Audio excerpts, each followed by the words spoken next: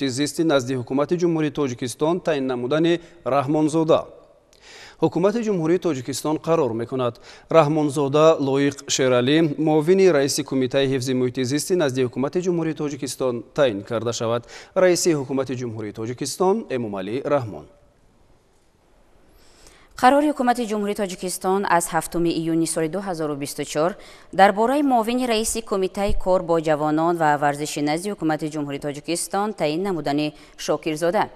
حکومت جمهوری تاجیکستان قرار میکند شاکرزاده محمد طالب معاون رئیس کمیته کار با جوانان و ورزش نزد حکومت جمهوری تاجیکستان تعیین کرده شود. رئیس جمهوری تاجیکستان امامعلی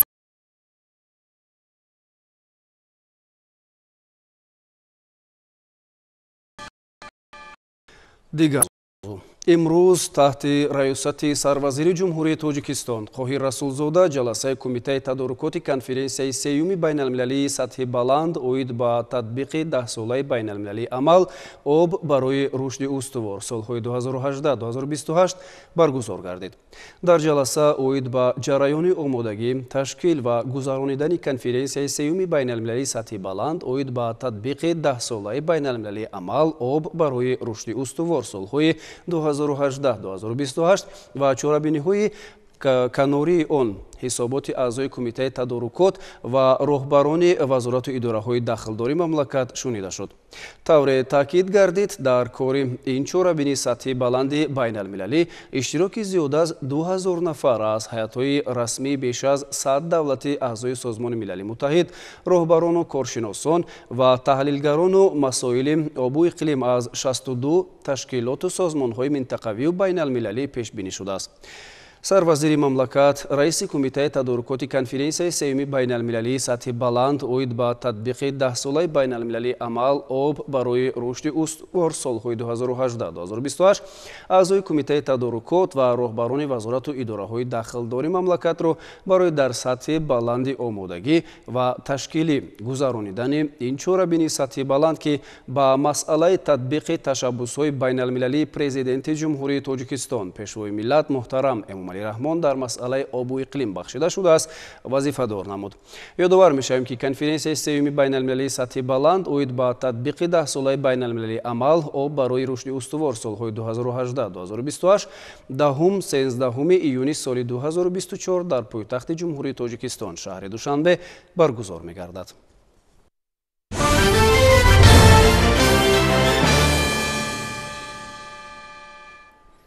تاجیکستان به سوی حکومت الکترونی قدم‌های مؤثر می‌گذارد. در رابطه با این امروز در اکادمی اداره‌کنی دولتی نزد پرزیدنت جمهوری تاجیکستان کنفرانسیای بین المللی علمی عملی تحت عنوان حالت و دورنمای رشد حکومت الکترونی در جمهوری تاجیکستان برگزار گردید. در کار این همایش نمایندگان وزارت و اداره‌های مملکت، شریکان رشد، کارشناسان بخش تجارت الکترونی اشتراک نمودند. گزارش همکارانمان در این خصوص. ضمن تدبیر مذکور تاکید شد که حکومت الکترونی یک جزء جامعه اطلاعاتی می باشد که حالا در عرصه شکلگیری عمومی جهانی قرار دارد. رو آوردن به نظام معاصر کارگزاری یعنی گزارش به حکومت الکترونی در نظام حکومت دولتی یکی از شرط‌های تشکیل دولتی معاصر و متمدن می باشد. ابراز گردید که هنوز از ابتدای سالهای 2000 در این سمت تدبیراندیشی صورت گرفته. امروز با تشکل نظام مکمل حکومت الکترونی در کشور در اساس تکنولوژی اطلاعاتی معاصر، رشد ساحه خدمت‌رسانی اطلاعاتی، به خطری آن، استفاده امضاهای الکترونی رقمی و بلند برداشتن سطح دانش و ملکه کارمندان مقامات و تشکیلات و کارخانه‌های دولتی در این سمت چاره‌های مؤثر اندیشیده شده‌اند. ذکر گردید که حکومت الکترونی نظام الکترونی کرده شده خدمت‌رسانی دولتی می باشد که با مقصد تامین شفافیت روند اداره‌کنی دولتی، صرفه بودجه دولتی و مستحکم نمودن رابطه جامعه با دولت مساعدت می نماید. وابسته به مسائل مهمترینه که با فعالیت دولتی در سمت حکومت الکترونی شکل عوض نمودن فعالیت دولت وابسته به خدمت‌رسانی‌های دولتی، عموما بررسی نمودن تمام مراجعات‌هایی که از جانب اهالی با مقامات دولتی صورت میگیرند توسط تکنولوژی اطلاعاتی و کمیونیکاسیونی و عموما گسترش دادن رابطه دولت و جامعه در این سمت سخنرانی نموده ایستادند و باوری کامل داریم که از نتیجه چاره‌بینی مذکور و تکلیف و پیشنهادهایی که از جانب متخصصان و کارشناسان که در زمینه تحلیل‌های بسیار طولانی به دست آمدن می‌توانند که در رشد قانونگذاری کشور در تشکل دادن فعالیت مقامات دولتی سهم گذاشته باشد. کنفرانس در زمینه کنسپسیای تشکل و رشد حکومت الکترونی در جمهوری تاجیکستان و با مناسبت سال معرفت حقوقی اعلان گردیدن سال 2024 راه اندازی گردیده، دایره زیادی عالمان و کارشناسان وطنی و خارجی، نمایندگان مقامات دولتی و کارمندان کسب و کار گوناگون به خدمت‌رسانی دولتی علاقه‌مند که اینچنین عنوانجویان و محققان جوان را گرد آورد. چاره‌بینی مذکور 2 روز ادامه یافته در آن مسائل گوناگون از جمله تشکل حکومت الکترونی، رقم‌کنونی فعالیت صاحبکاری، نقش حکومت الکترونی در رشد اداره‌کنی دولتی ساحه صنعت، اساس‌های حقوقی استفاده حجت و امضاهای الکترونی و مانند این مورد بررسی و تحلیل کارشناسان قرار خواهند گرفت.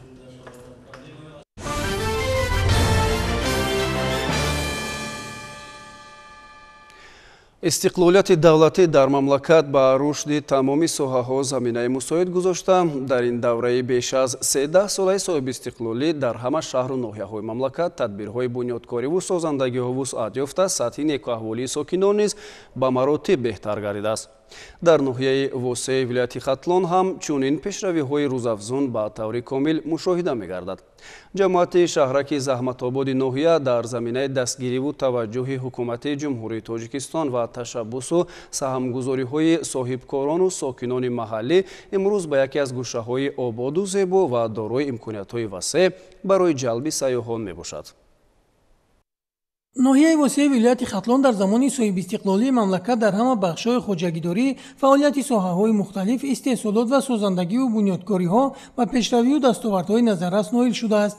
Яке аз чунин дастовардҳои беназир вусъат ёфтани корҳои ободониву созандагӣ дар ҳудуди собиқ ҷамоати деҳотӣ ба номи Абуабдуллои Рудакӣ мебошад, ки айни замон номи ҷамоати шаҳраки Заҳматободро гирифтааст. طبق маълумотҳо маркази маъмурии шаҳрак масоҳати 310 гектарро ташкил дода 1313 хоҷагӣ ва дар маҷмӯъ 9868 нафар аҳолӣ дорад. ҷамоати мо ки солҳои пешин якчанд маротиба дар натиҷаи офатҳои табиӣ обхезӣ зарари калон дида буд, дар давраи соҳибисолӣ бошад бо дастгирии пешвои муаззами миллат президенти мамлакат муҳтарам Эмомали Раҳмон ба як шаҳраки зебо табдил ёфтааст. имрӯзҳо сатҳи зиндагии мардуми мо хубтару беҳтар шуда истодааст. марҳила ба марҳила дар натиҷаи амалисозии иқдомҳои созандаи ҳукумати мамлакат ва саҳмгузории соҳибкорону сокинони маҳаллӣ ҷамоати шаҳраки Заҳматобод имрӯз ба гулистон табдил ёфтааст.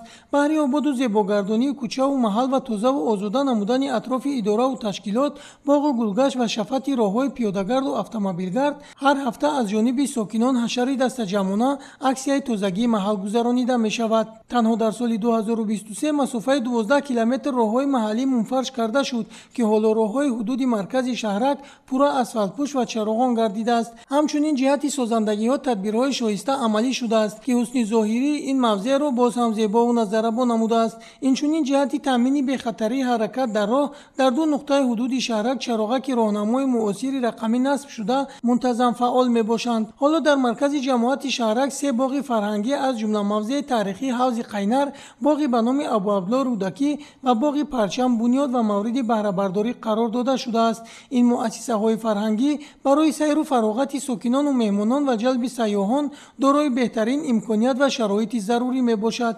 ҳамчунин барои қабули сайёҳони дохиливу хориҷӣ имконияти муосир фароҳам оварда шуда, ба ҷуз аз мавзеъҳои таърихиву боғу гулгаштҳо, инчунин 2 бинои меҳмонхонаи баландошёна ба тарҳи муосири миллӣ бунёд шуда барои хизматрасонӣ омода мебошанд. айни замон дар маркази маъмурии шаҳрак 3 муассисаи таҳсилоти миёна, 2 кӯдакистон ва 1 мактаби варзишӣ мавҷуд мебошад, ки барои таҳсили хонандагон ва ба варзиш машғул гардидани наврасону ҷавонон имкониятҳои зарурӣ фароҳам оварда шудааст. ҳамчунин баҳри хизматрасонии сифатноки тиббӣ ба аҳолӣ 2 маркази саломатӣ ва 1 беморхона дар маркази шаҳрак фаъолият менамоянд.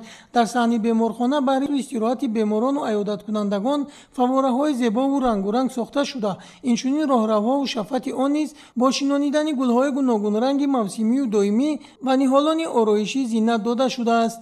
ҷиҳати истиқболи сазовори 35-солагии истиқлолияти давлатии ҷумҳурии Тоҷикистон тадбирҳои шоиста давра ба давра амалӣ шуда. ба ин муносибат канори роҳҳои автомобилгард, кӯча ва маҳалла ва хиёбону гулгаштҳо шиёру овезаҳои ҷашнӣ насб гардидааст ки фазои идонаро ҷилвагар мекунад. доир ба оммавигардонии варзиш ва тарғиби тарзи ҳаёти солим дар ҳудуди шаҳрак шароити муосир фароҳам оварда шуда, ҳоло 2 майдончаи варзишии хурд ва як варзишгоҳи калон бо фарогирии 5200 ҷойи нишаст бунёд шудааст, ки наврасону ҷавонон аз онҳо ба таври васеъ истифода менамоянд. ин ҳама дастовардҳо ва пешравию шукуфоиҳо самараи истиқлолияти давлатӣ ва ғамхориҳои ҳамешагии ҳукумати мамлакат мебошад. имрӯз сокинони ҷамоати шаҳраки заҳматобод бо шукргузорӣ аз даврони соҳибистиқлолии кишвар дар фазои амну суботи комил зиндагии осоишта дошта, баҳри боз ҳам ободу шукуфоии ин гӯшаи ватан пайваста ташаббускор мебошанд.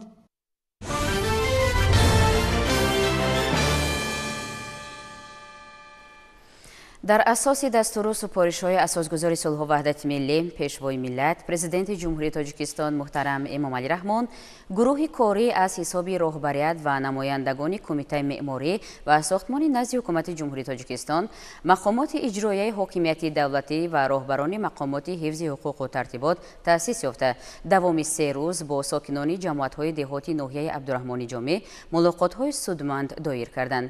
шиносоӣ бо фаъолияти бахшу соҳаҳои алоҳидаи хоҷагии халқ ва ширкат дар ифтитоҳи як қатор иншооту ошноӣ бо вазу бахшҳои таълиму тарбия ва хизматрасонӣ аз қисматҳои дигари ин боздидҳо буд. дар асоси дастуру супоришҳои асосгузори сулҳу ваҳдати миллӣ пешвои миллат президенти ҷумҳурии тоҷикистон муҳтарам Эмомалӣ Раҳмон мулоқоту суҳбатҳои роҳбарияти кумитаи меъморӣ ва сохтмони назди ҳукумати ҷумҳурии тоҷикистон, роҳбарияти мақомоти иҷроияи ҳокимияти давлатӣ ва мақомоти ҳифзи ҳуқуқу тартибот бо сокинони ҷамоатҳои деҳоти ноҳияи Абдурахмони Ҷомӣ ҷараён дорад. дар вохӯрие ки дар ҷамоати деҳоти Қадриддин Ғиёсов доир шуд, нотиқон атрофи муҳимтарин масъалаҳои вобаста ба таъмини рушди ҷамъият ибрози андеша карда масъалаҳои татбиқи қонунҳои амалкунандаи миллиро ба миён гузоштанд. зикр гардид ки бо вуҷуди корбарии мақомот ва тақвияти фаҳмондадиҳиҳо то ҳанӯз зиёдаравӣ дар самти иҷрои ин санадҳо ба мушоҳида мерасад. дар ин мулоқотҳо ки бо ширкати фаъолонаи ҷамъият, омӯзгорон, ходимони дин ва намояндагони касбу кори гуногун баргузор шуда истоданд, муҳимтарин масъалаҳои марбут ба рушди иқтисодиву иҷтимоӣ, таълиму тарбияи насли наврас, дар рӯҳияи арҷгузорӣ ба арзишҳои миллӣ, пешгирии хурофотпарастӣ, ҷилавгирӣ аз ифротгароӣ терроризм ва экстремизм, зиёдаравӣ аснои баргузории маросиму маъракаҳои мардумӣ, коҳиш додани рафтани ҳаҷи умра, саҳмгузорӣ дар корҳои ободониву созандагӣ, ҷилавгирии зуҳуроти номатлуб дар миёни ҷавонону наврасон ва дигар табақаҳои ҷамъият, худдорӣ варзидан аз тарғиби фарҳанги бегона ва эҳтиром гузоштан ба арзишҳои фарҳангии миллати тамаддунофари тоҷик матраҳ гардид. роҳнамоии аҳли ҷамъият дар самти риояи волояти қонуну дигар санадҳои амалкунанда меҳвари ин ҳамоишро ташкил дод. зимнан тадбирҳои созандагӣ ба ифтихори таҷлили бошукӯҳи ҷашни 35-солагии истиқлоли давлатии ҷумҳурии тоҷикистон ба монанди дигар шаҳру ноҳияҳои мамлакат дар гӯшаҳои алоҳидаи ноҳияи Абдурахмони Ҷомӣ низ бо маром идома дорад ва гурӯҳи корӣ бо ин раванд ҳам ошноӣ пайдо карданд. дар ҳамин замина бо иштироки раиси кумитаи меъморӣ ва сохтмони назди ҳукумати ҷумҳурии тоҷикистон Низом Мирзозода ва роҳбарияти мақомоти иҷроияи ҳокимияти давлатӣ дар ҷамоати деҳоти дӯстии Абдурахмони Ҷомӣ 2 майдончаи варзишӣ мавриди баҳрабардорӣ қарор гирифт.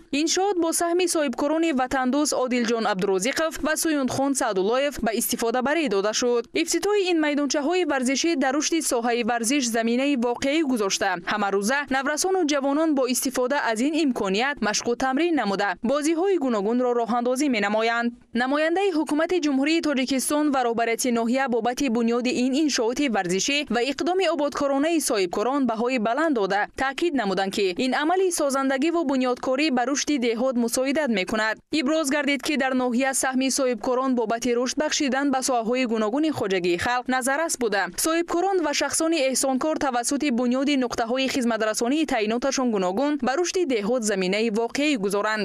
зимни ифтитоҳи ин иншооти варзишӣ таъкид рафт ки рӯ овардани ҷавонон ба варзиш ин пеш аз ҳама интихоби тарзи ҳаёти солим мебошад. намояндаи ҳукумати ҷумҳурӣ ва масъулини ноҳия аз рафти корҳои сохтмонӣ дар مؤسسه تعلیمی رقم 15 بازدید به عمل آوردند. در اینجا از حساب ختم کنندگان این درگاه علم و معرفت بنیاد 8 صنفخانه ایلاوگی جریان دارد. بینای نو بنیاد از 2 آشیانه عبارت بوده. آن برای 240 نفر خواننده در یک بست پیش بینی گردیده است. تاکید گردید که بعد مورد بهره برداری قرار گرفتن آن فعالان محل بنیاد تالار برای برگزاری جمع آمدها را به نقشه گرفتند. در دایره آشنایی گروه کاری با وضع امروزه فعالیت بخش‌های مهم خواجگی خلق و بردن کارهای ترغیباتی در ناحیه عبدالرحمانی جامع، ملاقات رهبریت مقامات اجرایی حاکمیت دولتی ناحیه و کمیته معماری و ساختمانی نزد حکومت جمهوری تاجیکستان با صاحبکاران و نمایندگان بخش خصوصی دایر گردید. اثنای ملاقات ذکر رفت که مقصد از دایر ساختن این همایش بهتر و بیشتر نمودن سهم صاحبکاران و نمایندگان بخش خصوصی در روند سازندگی‌ها به افتخار استقبال شایسته از سالگرد 35 استقلال دولتی جمهوری تاجیکستان میباشد. تاکید گردید به مناسبت این جشن مهم و مقدس در حدود ناحیه عبدالرحمانی جامع زیاد از 200 انشاءات تعیینات گوناگون به نقشه گرفته شده است. در بنیاد و برقرار و ساختمان این انشاءات سهم و نقش صاحبکاران محلی و ساکنان سخاوت پیشه ناحیه نظررس میباشد. مسئولان ضمن ملاقات از صاحبکاران دعوت به عمل آوردند که در سمت تطبیق طرح و لایحه‌های اجتماعی حدود ناحیه تلاشی بیشتر به خرج داده بابت آبادی راه‌های محلی، بنیاد و برقرار کردن انشاءات خدمترسانی، کشیدن خطهای آب نوشاکی و غیره سهمگذاری نمایند. زیرا انجام این عملهای خیرخواهانه نشانه خودشناسی و خودآگاهی و وطن دوستی صاحبکاران و تاجران محلی خواهد بود. شناسایی با رفت کارهای صحرایی از قسمت‌های دیگری برنامه کاری 3 روزه فعالیت گروهی کاری در ناحیه عبدالرحمانی جامع ولایت ختلان بود. ذکر گردید که در حدود جماعت 1516 هکتار زمین آبی موجود بوده.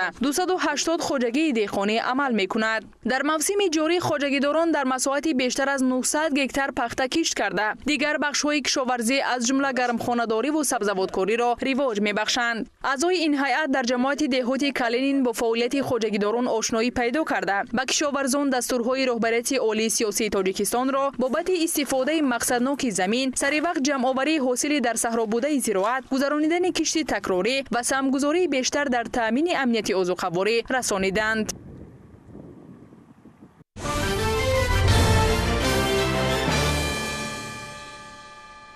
امسال донишгоҳи давлатии тиббии тоҷикистон ба номи Абуалӣ ибни Синоро садҳо нафар хатм карда ба истеҳсолот фиристода шуданд. аз шумораи умумии хатмкунандагони донишгоҳ 314 нафарашонро донишҷӯёни хориҷӣ ташкил медиҳанд. маросими гуселии хатмкунандагон дар 2 толори муассисаҳои зертобеи донишгоҳ бо иштироки роҳбарияти вазорати тандурустӣ ва ҳифзи иҷтимоии аҳолии тоҷикистон баргузор гардид. тафсилот дар гузориши ҳамкорони мо. маросими гусели донишҷӯёни тоҷик дар толори синои пажӯҳишгоҳи тиббии бунёдии донишгоҳи давлатии тиббии тоҷикистон ба номи Абуалӣ ибни Сино бо иштироки муовини вазири тандурустӣ ва ҳифзи иҷтимоии аҳолии ҷумҳурии тоҷикистон Абдусамадзода Зулфия, раёсати донишгоҳ, омӯзгорону хатмкунандагон, волидону наздикони онҳо ва чанде аз меҳмонони дигар баргузор гардид. зикр карда шуд ки соҳаи тандурустӣ яке аз самтҳои афзалиятноки сиёсати иҷтимоии давлати тоҷикистон ба шумор рафта, дар даврони истиқлоли давлатӣ бо маром рушд карда то ба имрӯз ба пешравиҳои назаррас ноил гардидааст. таъкид гардид ки донишгоҳи давлатии тиббии тоҷикистон махзани асосии омодакунии мутахассисони соҳаи тандурустии ҷумҳурии тоҷикистон ва фаротар аз он маҳсуб меёбад. ҳамчунин дар ҷамъомад ректори донишгоҳ Гулзода Маҳмадшоҳ Қурбоналӣ суханронӣ карда хатмкунандагонро бо фаъолияти пурсамар, садохат ба касби пурифтихори табибӣ ҳидоят намуд. роҳбари муассисаи олии таълимӣ қайд намуд ки хатмкунандагони имрӯзаи донишгоҳ бояд ворисони воқеаи Синои бузург бошанду афкору андеша ва маҳорати касбии ин чеҳраи нотакрори шарқро идома диҳанд ва дар фаъолият содиқонаю софдилона ба давлату миллат хизмат намоянд. имрӯз барои ман боиси ифтихор аст ки фарзанди ман бо дипломи аъло донишгоҳи давлатии тиббии тоҷикистонро ба номи Абуалӣ ибни Синоро хатм намудааст.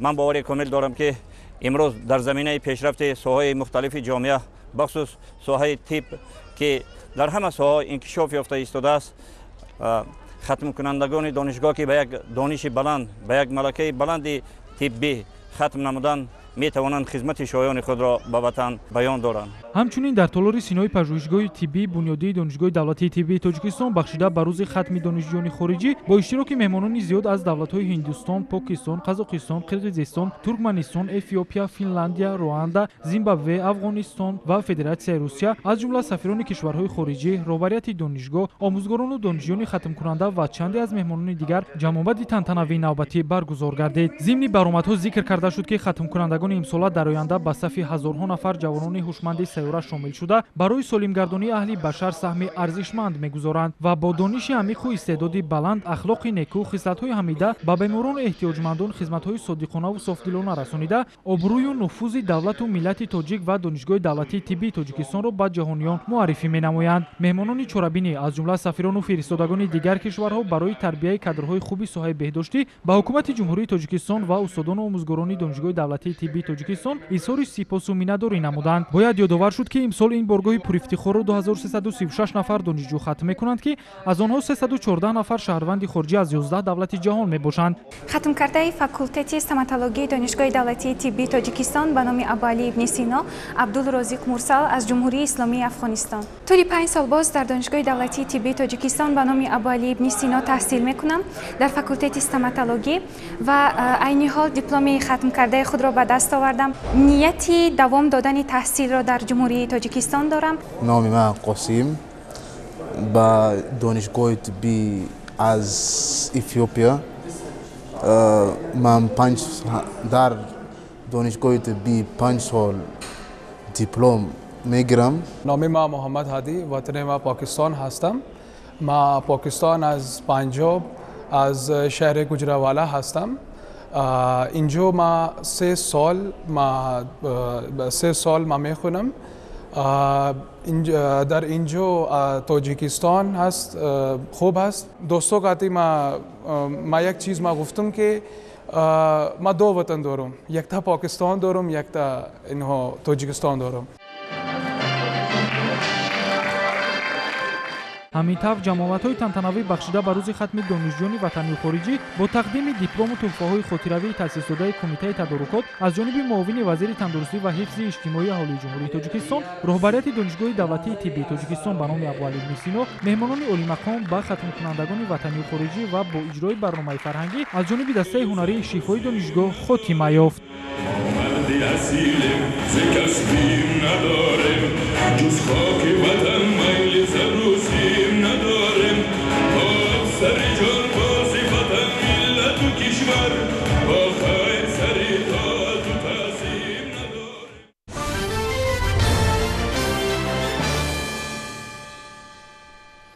ҳукумати ҷумҳурии тоҷикистон ба рушди бахшу соҳаҳои иҷтимоӣ аз ҷумла беҳдошти сатҳу сифати хизматрасонии тиббӣ ба аҳолӣ таваҷҷӯҳи махсус зоҳир мекунад.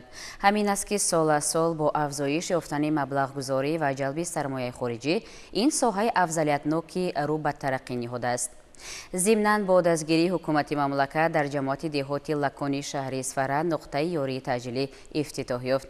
ҷузъиёти бештар дар матлаби навбатии барнома. طبق دستور سپارش‌های اساسگذار صلح و وحدت ملی پیشروای ملت پرزیدنت مملکت محترم امامعلی رحمان جهت تامین حفظ صحتی عامه و بلند برداشتن سطح طبی مردم با اقدام وزیر تندرستی و حفظ اجتماعی اهالی جمهوری تاجیکستان در جماعت دهاتی دوردست نزدیک سرحد لکانی شهر اسفاره نقطه یاری تعجیلی گشوده شد که 3 اتاق کاری و ماشین یاری تعجیلی به 8500 اهالی خدمت شبانه روزی می‌نماید. من مینداری تمام مردم جماعتی دهاتی لکان را به جناب عالی پیشوای معظم ملت پرزیدنت جمهوری تاجیکستان محترم امامعلی رحمان بیان می‌نمایم. باعث خوشنودی است که در جماعتی دهاتی لکان که منطقه نزدیک سرحدی میباشد نقطه یاری تعجیلی در جماعت دهاتی لکان گشوده شد. بعد گشوده شوی ماشین یاری تعجیلی مردم جماعتی دهاتی لکان بسیار هم شاد و خرسند بودند. با شرکت مقامات اجرایی حکومت دولتی شهر اسفاره و طبیبان بیمارخانه مرکزی و مرکز سلامت شهر اسفاره نقطه یاری تعجیلی افتتاح شد. برآمد کنندگان ضمن مبارکبادی تاکید داشتند که بر استقبال سزاوار 35 سالگی استقلال دولتی و در پیگیری از دعوت اساسگذار صلح و وحدت ملی پیشوای ملت پرزیدنت مملکت оид ба ширкати фаъолонаи соҳибкорон дар раванди умури бунёдкорӣ ва созандагӣ соҳибкорони ҷамоати деҳотӣ Лакон бо нишони дастгирии сиёсати дурусти ҳукумати ҷумҳурии Тоҷикистон ва эътимоди қавӣ ба фардои неки ватани маҳбуб дар маъракаи ободонӣ мавқеи пешсафиро ихтиёр намуданд.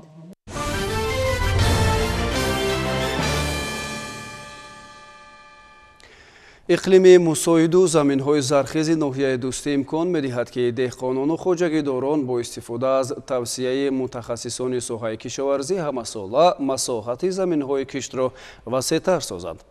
барзгарони ноҳия бо истифодаи самараноки ҳар ваҷаб замин ҳосили фаровон гирифта илова ба таъмини эҳтиёҷоти солонаи худ инчунин бозори истеъмолиро бо ғалладонагӣ ва дигар маводи ғизоӣ таъмин менамоянд. идомаи мавзӯъ дар гузориши ҳамкорони мо. воқеан сокинони ноҳияи дӯстии вилояти хатлон заҳматкашу меҳнатдӯст ҳастанд. аксари онҳо дар заминҳои васеъ кишт ва парвариши якчанд намуди зироати кишоварзиро ба роҳ монда дар баробари таъмини эҳтиёҷоти рӯзгори худ дар фаровонии бозорҳои истеъмолии мамлакат низ саҳми муносиб мегузоранд. ба иттилои масъулини раёсати кишоварзии ноҳия соли ҷории хоҷагидорон дар майдони 2722 гектар ва сокинони ноҳия бошанд дар ҳазорон гектар қидаъҳои назди ҳавлигиву ёрирасони худ ғалладонагиҳо кишт намуданд. аз хушабандии хуби майдонҳои гандумзор бармеояд ки имсол деҳқонон аз ҳосилнокии заминҳои хоҷагӣ кишти гандум қаноатманд мебошанд ва ҳаминак дар мавсими пухтарасидаи майдонҳои ғалазори хоҷагиҳои кишоварзӣ маъракаи дарави гандум вусъати тоза пайдо кардааст.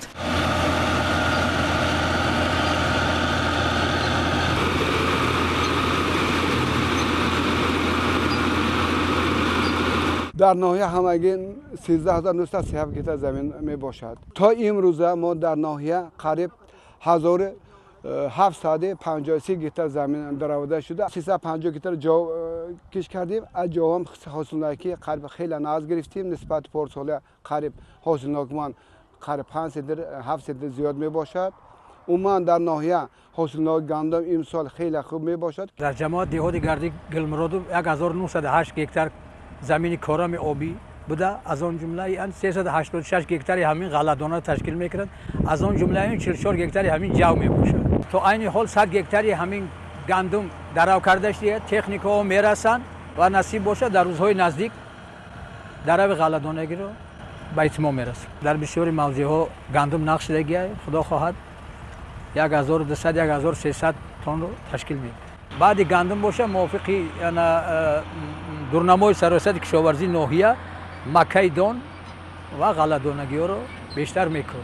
барзгарон бар он назаранд ки яке аз омилҳои баландҳосилӣ ин интихоби тухмии хушсифат низ ба ҳисоб меравад. аз ин рӯ барои ноил шудан ба натиҷаҳои дилхоҳ хоҷагидорон дар баробари шудгори замин додани нуриҳои минералӣ ва коркарди агротехникӣ инчунин аз навъҳои хушсифату минтақабоби тухмии гандум истифода мекунанд.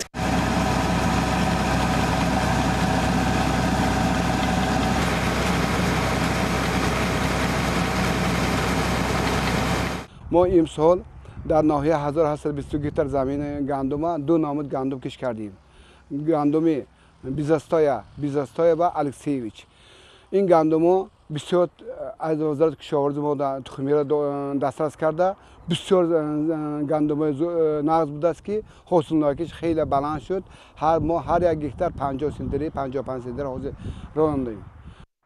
тавре дида мешавад дар ин заминҳои кишшуда қаблан зироатҳои дигари ғалладонагӣ парвариш ёфта буд ва кишоварзон баъди рӯёнидани ҳосил дар қидаъҳои холишуда бо истифода аз техникаҳо кишти зироатҳои дигари кишоварзиро ба амсоли макаидону шолӣ ба роҳ монда истодаанд. дар ноҳия то имрӯза қариб 75-70 гектар заминҳо кишти такрорӣ гузаронда истанд. барои он ки боришот бисёр шуд, барои ҳамин мо нисбати ҳамин ҷамъовари гандума камтар хафодор мондем. вай нигоҳ накарда мо аллакай шумо шоҳид шуда истодем ки гандумро дар ноҳия 5-6 та комбайн кор карда истодааст.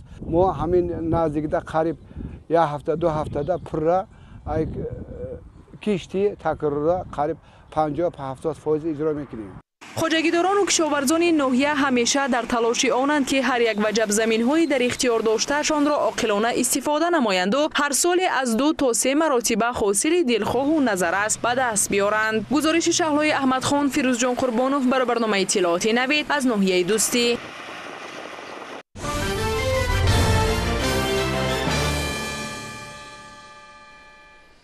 бо назардошти таъмини талаботи бозори меҳнат бо мутахассисони ҳирфаӣ, ҳукумати ҷумҳурии Тоҷикистон касбомӯзии густурдаи аҳолиро ба роҳ мондааст. дар ин самти кор фаъолияти литсею коллеҷҳои амалкунандаи мамлакат муассир дониста мешавад. муассисаи давлатии таълимии литсеи касби техникии сохтмони шаҳри Хуҷа низ бо инобати муҳимияти масъала омӯзиши ихтисосҳои навро барои муҳассилин пешниҳод кардааст. шарҳи навбатии барнома дар ҳамин хусус омода шудааст. муассисаи давлатии таълимии литсеи касби техникии сохтмони шаҳри Хуҷанд дар асоси дастуру ҳидоятҳои асосгузори сулҳу ваҳдати миллӣ, пешвои муаззами миллат муҳтарам Эмомалӣ Раҳмон ва иқдомҳои созандаи роҳбарияти мақомоти иҷроии ҳокимияти давлатии вилояти Суғ фаъолиятро ба роҳ монда, дар он барои муҳассилин тамоми шароити мусоиди касбомӯзӣ фароҳам оварда шудааст. дар литсеи мазкур аз рӯи 10 ихтисос, аз он ҷумла дӯзандагӣ, кафшергарӣ газию барқӣ, дуредгар, сохтмончӣ, челонгар сантехник, челонгари таъмири муҳаррики автомобил ва ғайра кадрҳои бозгӯй ба бозори меҳнат омода карда мешаванд. мо ҷавонони хушбахти даврон шукрона арзон мекунем ки зери сиёсати хиратмандони сарвари давлат асосгузор сулҳу ваҳдати миллӣ пешвои миллат муҳтарам Эмомалӣ Раҳмон дар чунин шароит синфхонаҳо ва устохонаҳои замонавӣ касби ҳунар ва дониши хуб меомӯзем. мо касби интихобнамудаи худро хуб омӯхта ваъда медиҳем ки дар оянда барои ватани азизамон содиқона хизмат менамоем. зеро касби челонгар яке аз касбҳои рушдёфта мебошад ки имрӯз мардумон ба он эҳтиёҷ дорад. ман Тибуки Нуринсо бо ихтисоси дӯзанда ба инҷо омадаам. дар инҷо ман дӯзандагиро меомӯзам ва ба оянда мехоҳам ки дизайнер шавам. ин касбро интихоб кардам чунки очам, модарам, амам дӯзанда ҳастанд.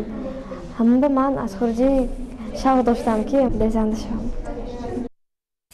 ба касбу ҳунаромӯзии муҳассилин таваҷҷӯҳи хоса зоҳир карда шуда, дар литсеи омӯзгорон ва устоҳои таълими истеҳсолии соҳибтаҷриба кор ва фаъолият менамоянд. литсеи номбурда дорои кабинетҳои таълими назариявӣ, истеҳсолӣ ва устохонаҳои тахассусӣ буда, барои тайёр намудани ихтисосмандони ҷавон тамоми шароитҳоро муҳайё сохтааст. дар давоми фаъолияти худ литсеи касби техникии сохтмони шаҳри Хуҷанд даҳҳо ҳазор коргарҷавонони баландихтисосро тарбия намуда, онҳо ба соҳаҳои гуногуни хоҷагии халқ ба кор фиристод шуданд. аҳли кормандони муассисаи давлати таълими литсеи касби техникии сохтмони шаҳри Хуҷанд дар асоси дастури супоришҳои ҳукумати ҷумҳурии Тоҷикистон кумита оид ба таҳсилоти ибтидоӣ ва миёнаи касбӣ фаъолияти худро ба роҳ монда истодааст.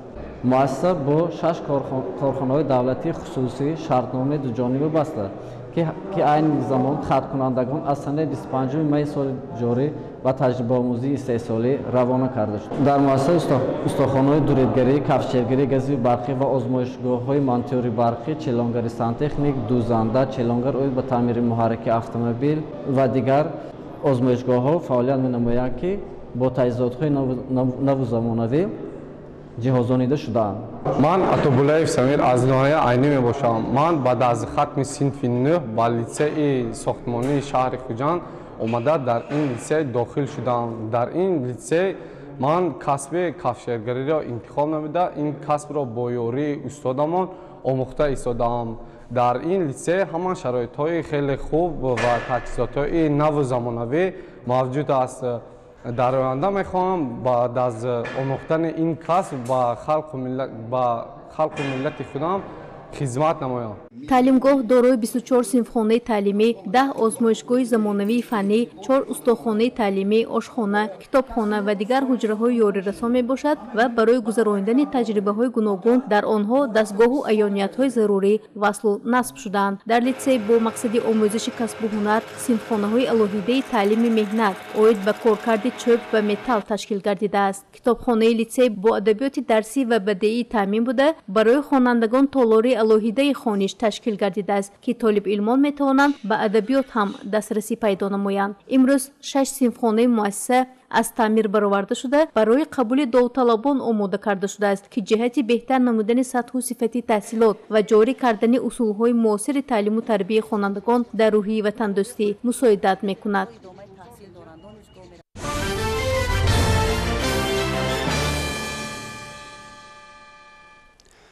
таҳсилоти томактабӣ ва инкишофи бештари ин ҷузъи муҳими соҳаи маорифи Тоҷикистон дар мадди назари роҳбарияти ҳукумати мамлакат қарор дорад.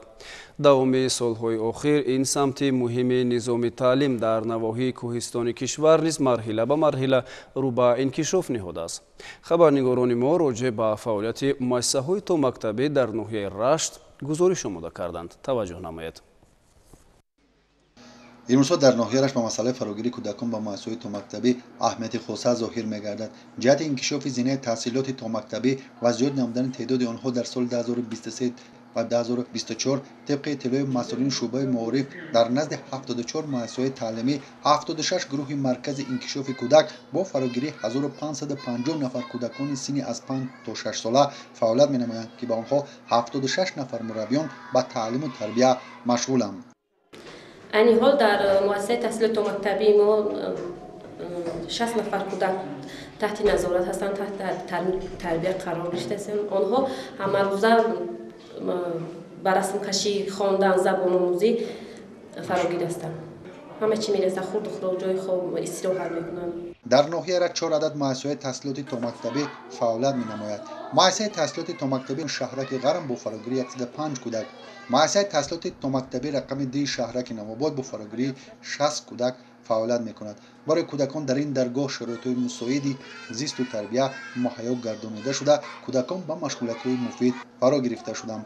барои нигоҳубини доимии кӯдакон тамоми шароитҳои зарурӣ аз қабили ҷои хоб, ошхона, хонаи варзишӣ, инчунин дигар утоқҳои зарурӣ пурра муҳайё мебошад.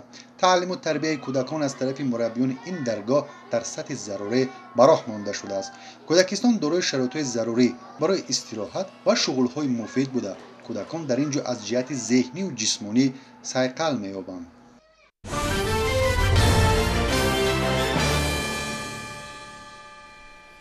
дар шаҳри Санкт-Петербурги Россия форуми байналмилалии муколамаи фарҳангҳо баргузор гардид. ин форум намояндагони васоити ахбори оммаи давлатҳои гуногунро ба ҳам овард. ҳамкорони мо низ иштирокчии ин чорабинии байналмилалӣ буданд ва таъссуроташонро дар як гузориш пешниҳодӣ шумо мегардонем. пойтахти фарҳангии Федератсияи Россия шаҳри Санкт-Петербург дубора ба майдони муколамаи фарҳангҳо табдил ёфт, вале имсол шумораи иштирокчиёни он ба маротиб зиёдтар аст. намояндагони беш аз 25 давлати дунё аз ҷумла аз Тоҷикистон барои иштирок дар 18-умин форуми байналмилалии муколамаи фарҳангҳо ба Санкт-Петербург омаданд ва лоиҳаҳои гуногунро дар бораи таърих ва фарҳанги давлату миллати худ муаррифӣ хоҳанд кард. форуми байналмилалии муколамаи фарҳангҳо маротибаи 18-ум дар осорхонаи бадеии шаҳри Санкт-Петербург Эрмитаж баргузор шуд ва беш аз 300 рӯзноманигор, кормандони телевизион, аксбардорон ва блогеронро ба ҳам овард. ташкилкунандагони чорабинӣ мегӯянд, ки Эрмитаж беҳтарин макон барои муколамаи фарҳангҳост. соли гузашта намояндагони 15 давлати дунё иштирокчии ин чорабинӣ буданд. имсол бошад теъдоди кишварҳои ширкаткунанда ба 25 расид. форум бо пешниҳоди навозиши дилнишин шурӯъ шуд.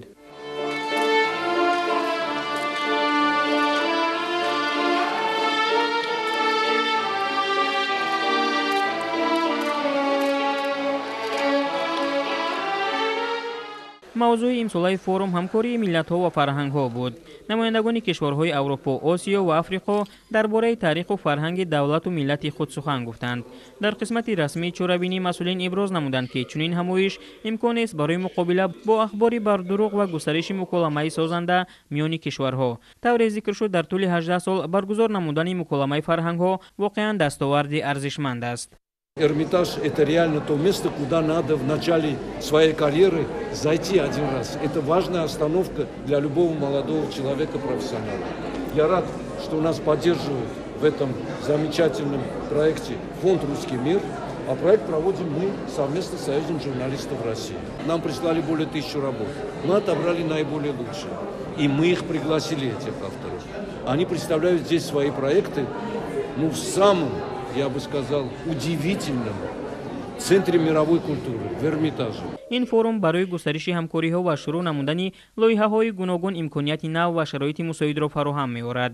баромади донишҷӯёни донишгоҳи давлатии забоншиносии Москва ба чорабинӣ шукӯҳи тоза зам кард. муҳассилини ин муассисаи олии таълимӣ бо либосҳои миллии халқу миллатҳои гуногун ва забонҳои тоҷикиву узбекӣ, гурҷӣ, қирғизӣ, қазоқӣ, арманӣ ва ғайра порчаҳои шеърӣ қироат карданд. نیکیتا کوزین سالی چهارم است که به آموزش زبان تاجیکی مشغول است. او را ادبیات غنی ملت تاجیک به خود جلب نموده است. این سال دوم است که او در استخوان‌های ارمیتاژ در فروم بین‌المللی مکالمه فرهنگ‌ها با زبان ناب تاجیکی سخن می‌گوید. نیکیتا سال گذشته برای آشنایی بیشتر با زبان و فرهنگ تاجیکی به دوشنبه آمد و از این سفر خاطره‌های خیلی زیاد دارد.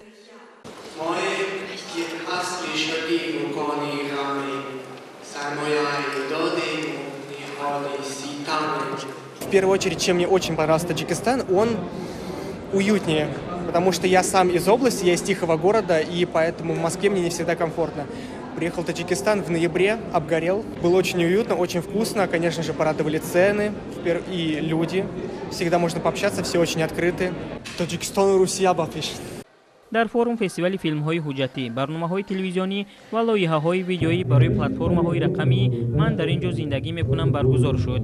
تاجیکستان را با پیشنهاد گزارش درباره هنرمند طبق‌تراش، روزنامه‌نگار و بلاگر شیرالی دولتوف معرفی کرد.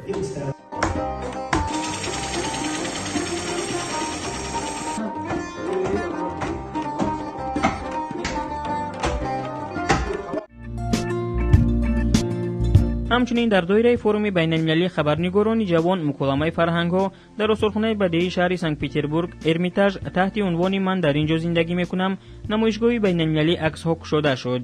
در اینجا ده‌ها اثر بهترین مؤلفان جوان پیشنهاد دوستداران صنعت و هنر گردانیده شدند. در این نمایشگاه تاجیکستان را دو عکسبردار جوان سمیر افردی و رومان بوریک معرفی نمودند. آفریده‌های عکسبرداران تاجیک فرهنگ و هنر و عنعنه‌های ملی را در بر می‌گیرد.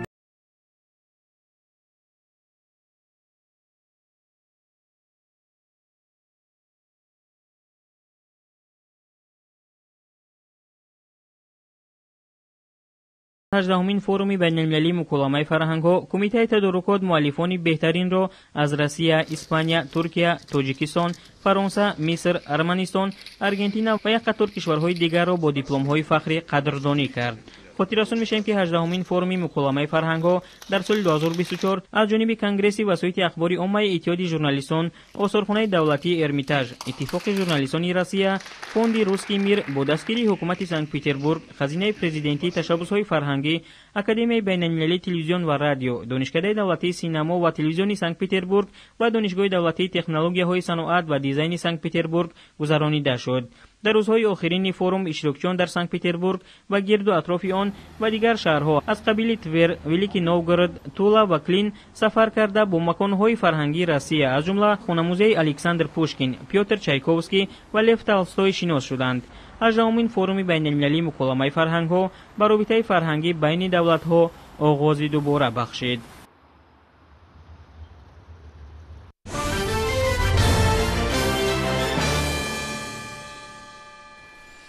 بینندگان گرامی، این بود برنامه اطلاعاتی نوید. منظور شما. برنامه‌های دیگر تلویزیونی سفینه ادامه دارد. در ادامه شب برایتان استراحت خوب و خوش را تمنا می‌کنیم. خیر.